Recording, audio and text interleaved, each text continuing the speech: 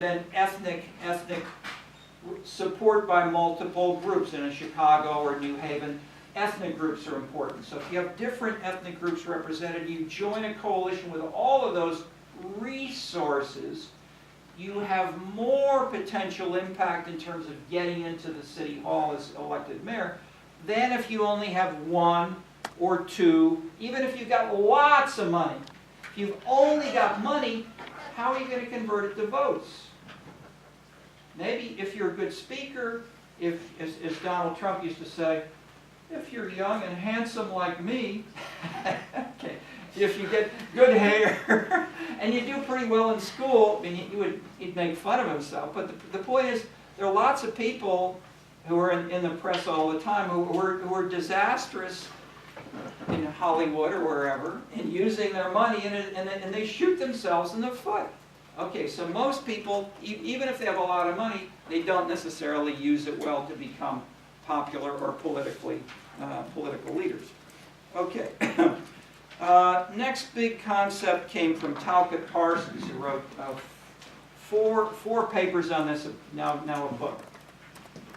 Critiquing Dahl especially, and Dahl's concept which we had brought in there. What was Parsons' answer? That is, Parsons said, this is what you're talking about when you frame power in those terms.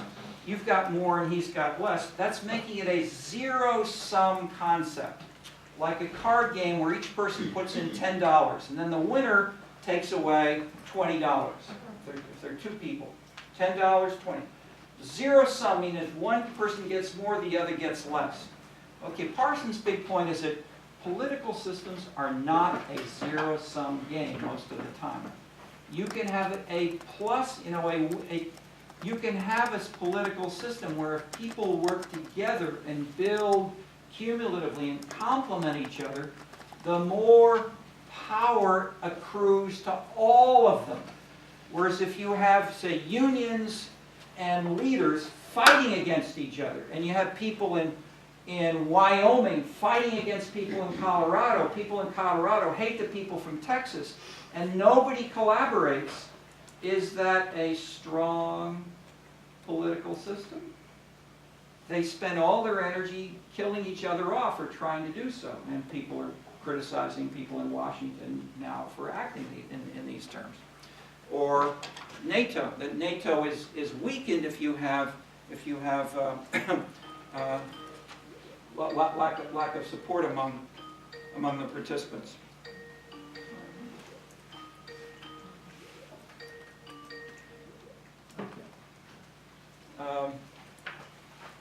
So, zero-sum, pyramiding, issue areas, resources.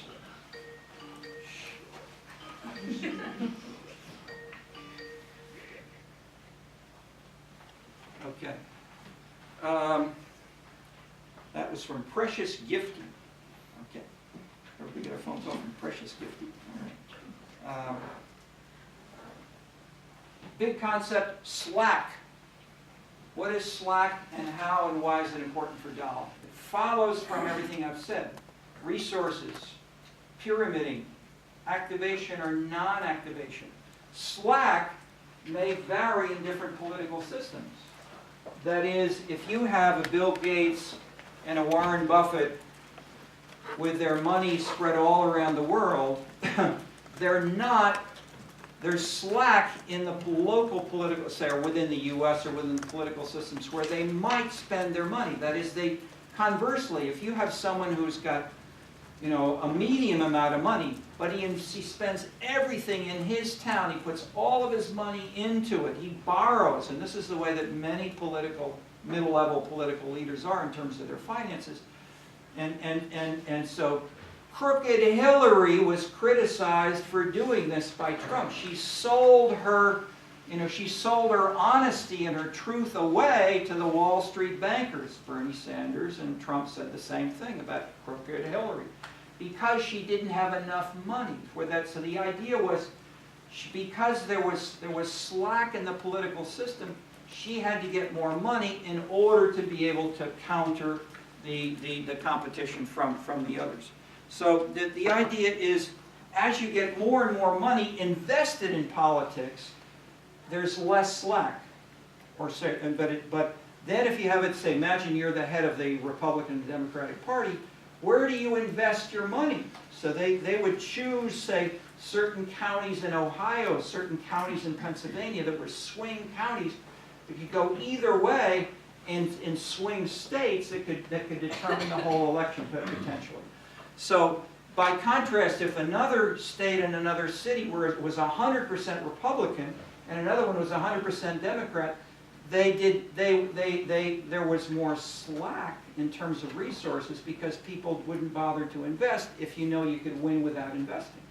Okay, so slack in turn can go up or down. For instance, in one Ohio county, if unions come in and start to mobilize and the unions are really getting more and more and more support and they're doing little private surveys that the others don't know about, then you say, all right, so the Republicans would say, hey, wait a minute, we'd better get in there too. So they then show up with Republican volunteers, take out advertisements, and so as they see these things happening during the campaign, they send in additional resources, and that in turn reduces the slack in those areas where there is more potential for mobilizing.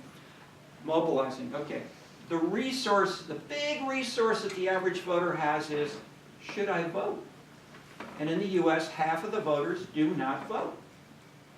Okay, so that says there's half of the electorate is slack.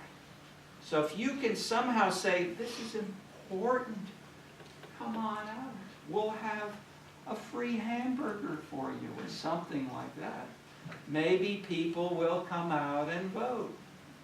Okay, so somehow reducing that slack in ways, and but then if the Democratic Party in one Ohio county says free hamburgers for anybody who leaves the voting booth, what are the Republicans going to do? They're going to say, we'll have a 3-course meal for you, not just a hamburger. So you can have, in that sense, the slack gets reduced. As one party says, we'll do more, then the other comes back in. And so that's the way that the amount of slack can go up or down in a political system. But the point is, because there's so much slack, because most people, for most citizens in most countries of the world, the only thing they do politically ever is vote. How many of you ever worked in a political campaign? Okay, a third of you. What percentage of your hours did you spend in that campaign during that time period? Was it more than half? No. Okay, so all of you, even you activists, you work in a campaign, but you worked less than half time. Okay? So you had that amount of slack left. How much of your money did you spend, did you give to the political candidate? Did you give more than half of all of your savings to the candidate? Anybody? No. Okay, I mean, if you do that, usually it's because you're running for office yourself. Okay, so the point is, there's a massive amount of slack in most political systems. And that is what makes these things more complicated than the older models, the simpler models stressed. And this is why Dahl's book, Who Governs, had such a huge impact, that it contradicted all of these earlier writers in the sense of adding more specific concepts, pyramiding, zero-sum slack, issue areas, resources, etc. And these in turn led then to people arguing with each other. Okay, so one of the first sets of critics of Dahl was Bachrach and Baratz, and they said there are two phases of power. You've only talked about the active phase of people doing things through concrete decisions. But there's also the quiet, the non-decisions, the negative decisions. And they then brought back the Marxist concept of false consciousness. People, and this links with, in terms of the cultural side, this links with Foucault, Derrida, Gramsci, Althusser, that is, those who would stress the ideology as holding you where you are. You have false consciousness, you don't vote your true interest as defined by whoever.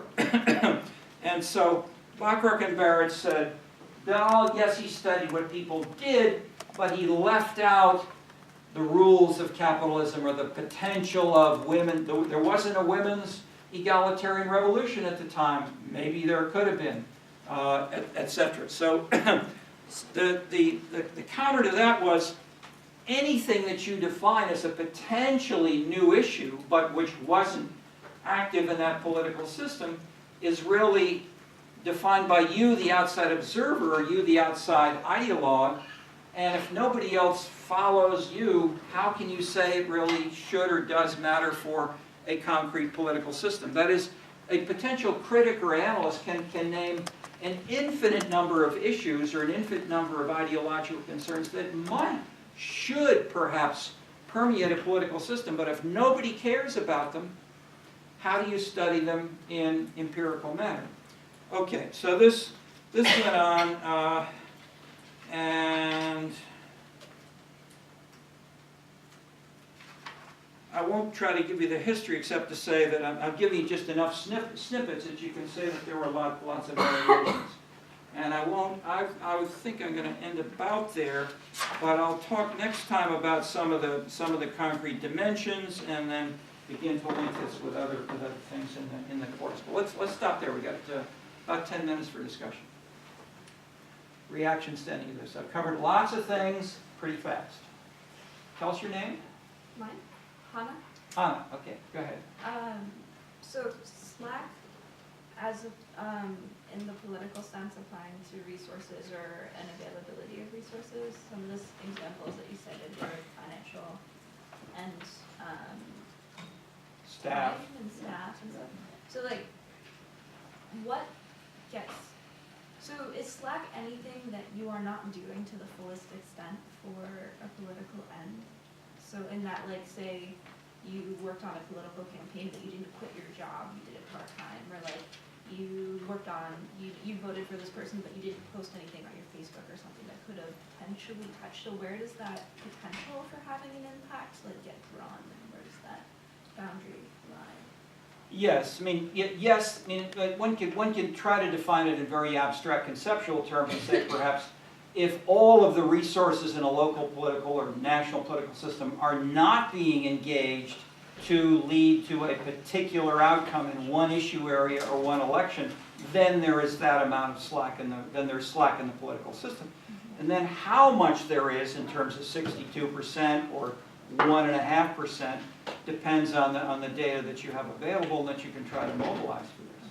But for instance, one simple thing which people have used a lot of, it's simple, conceptually simple, it's hard to add it up, is campaign contributions. That is, how large are the war chests of different candidates, and how much does that vary over time and between, say, and this is where I say, for instance, that American small towns have much lower levels of financial involvement. So many volunteers in the past, the Bay Area was a subject of study by Pruitt and Ulau, and they showed basically that most of the people who were serving on the city councils, places like Oakland and Berkeley and just north and around San Francisco, were not very interested in politics. They didn't do it very eagerly, and if things got difficult, they'd leave the city council and go back to practicing law. That was the style in the 1950s and 60s. So I was teaching at UCLA, and I was deliberately trying to see how's California culture different. Especially how is LA different? So I went to lots of meetings, California League of Cities, and talked to others. And I told them about the results of this book, and I said, "Is that true still?" "Absolutely not." And I said, "Why not?" So the main thing I saw was women. That women got involved, and they would work 80 hours a week on politics. Whereas those real estate dealers or those lawyers, I mean, they still had their jobs. They were still practicing law. They were selling real estate. They'd spend 10 hours a week on the city council. They weren't prepared. Whereas there were women in there working 80 hours a week. They knew the issues. They did the homework, and they came up with better solutions, and they drove out those old amateurs. Now that's a simplified version, but it's not too far from what you had in the book. There was a book on following up the Ulau Pruitt book, on the Bay Area, again, 10 cities in the Bay Area that I summarized briefly and we'll come back to again, which basically told the story of civil rights activists, African American, Hispanic, women, organizers in the late 60s and in, say, basically before and after 1968. But these places gave up, and they were transformed away from their California reform government history in that era to become much more actively politicized and ideologically engaged. So in the sense that the slack, which had been assumed by the people in the earlier period, was there. They weren't using their resources, but when the African Americans, women, and others got mobilized by Vietnam War, 1968, you know, students demonstrating in Berkeley, people got mobilized in these. But again, the 10 cities differed. They weren't all the same. There were roughly four continued their city manager government as they had. 6 others drastically changed, but each one was different. Okay, so the point is, each city is unique. We need to have some of these general patterns to try to say why and how are they different from each other. But the variation is good for social science to be able to see what's present or not. Hand up. Yeah, this might be my What's your name? My name is Rachel. Rachel. Okay. But if what we saw in Trump's election is true as analyzed maybe like by Weber in terms of like using one's resources, might that suggest that someone like Kanye West could win in 2020 if he uses resources in the same way? Yes. But also, by our knowledge of what happened with Trump, would that in a way prevent Kanye? Like, would he have to use the resources differently maybe? Nobody can answer. I mean, that's or that is, who would have predicted Trump? It's true. And all the experts said, this guy's a joker. They all laughed at him. The whole Republican Party said, you're gonna be gone in a couple of weeks. You're not gonna win in one more state. Nobody expected him to do what he did. Okay. Comments or questions? Hannah's hand is ready, but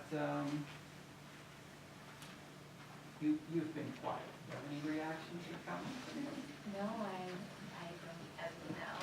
Okay. You've commented briefly. Do you have any thoughts on any of this? Try to get some non-U.S. comments. Where are you from? China. Okay. You've mentioned China more than once today. Yeah.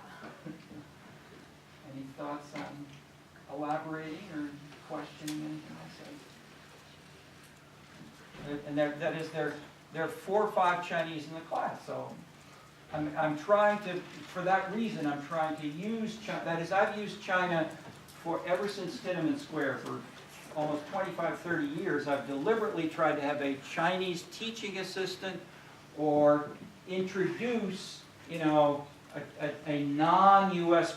concrete non-U.S. perspective to say, how are things different if you take this to China as one major important country, and maybe things are different. But then sometimes we find they are, and sometimes they're not. So what I would often do would be to ask the students, you, or the teaching assistant, please tell us how would this be different in China. So I can ask, are 1, 2, 3, 4 Chinese that question? And any of you can answer. But you're first. One thing that might, does anything strike you as, that doesn't seem right for China? You means what's different? Just a little louder. You means what's different between China and the US? In terms of these concepts, Means does anybody talk about resources or slack in China, for instance? Maybe less. How many people in China, I mean, I don't know the answers. How many people in China feel there's a strong Communist Party hierarchy and it's so powerful that you can do nothing to change what comes down from above? Is that the view of most citizens and mayors in China? What would you say?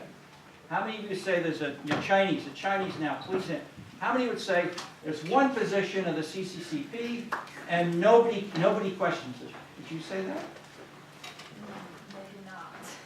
Okay, why not? Want to elaborate?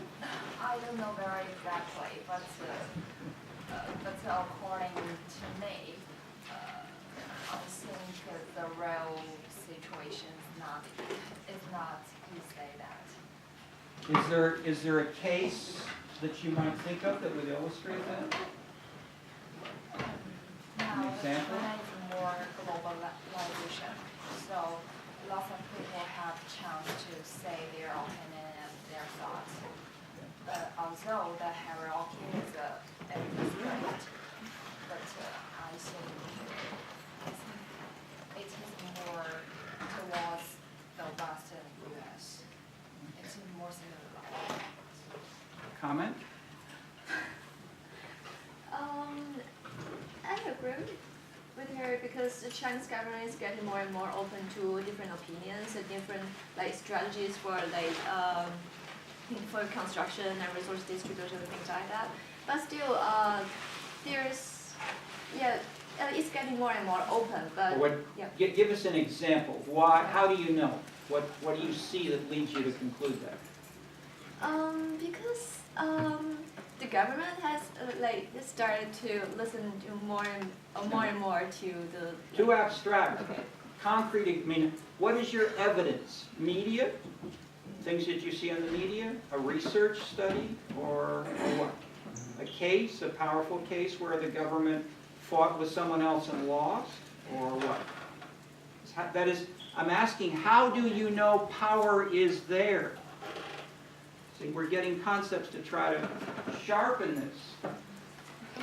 I think that we have a hand. Yeah? I'm not technically Chinese, but I think, for example, the government control of the media and internet, there's always, there's still censored internet, but people coming in from the West and more people are using VPNs now, and the government is loosening up on their policies because that was such a gray area for so long. Okay. But now they're letting some plans, people's internet plans actually allowed to be used VPN for a certain amount of time. Okay. Yeah. Good, concrete example. Yeah? Well, yesterday I was reading about how there's a steady influx of Chinese students that studied abroad, such as our friends here. So the more people, the more students coming back, the more ideas that are coming from the West, and more globalization, essentially.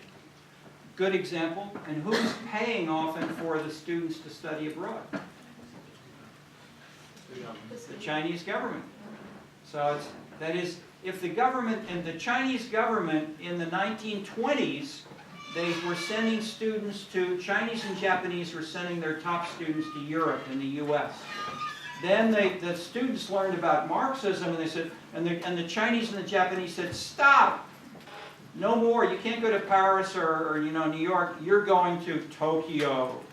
And so the fact that the Chinese leadership today is still sending you here into Europe is saying that implies the government is more open and more willing to have you return, to bring new ideas, to think new thoughts and do things in new ways, and not to say, number one is control, and which is what happened in the 20s.